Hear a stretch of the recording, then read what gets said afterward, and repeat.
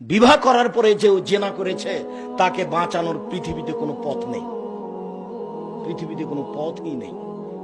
বিবাহ করার পরে যদি কেউ জেনায় লিপ্ত হয় আর তাকে যদি বাঁচাতে হয়, তাহলে মুহাম্মদ সাল্লাল্লাহু আলাইহি সাল্লামকে আবার দুনিয়াতে আসতে হবে। যেহেতু মুহাম্মদ সাল্লাল্লাহু আলাইহি সাল্লাম আর দুনিয়াতে আসবেন না, কাজে বিবাহ করার পরে যদি কেউ জেনায় লিপ্ত হয় তাহলে তাকে বাঁচানো যাবে না। বিচার হলো না, আল্লাহর কাছে ক্ষমা চাচ্ছে, ক্ষমা হতে পারে, এ তো আল্লাহর সাথে জড়িত পাপ, ক্ষমা হবে ইনশাল্লাহ। তবে আপনার পাপের অবস্থা হলো এই, জেনার পাপ মহাপাপ, জেনার শাস্তি মহা শাস্তি।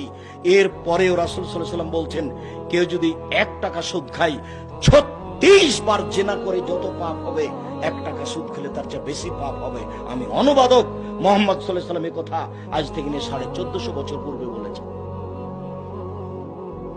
বিচার কি দিয়ে করবেন এইসব বাক্যের?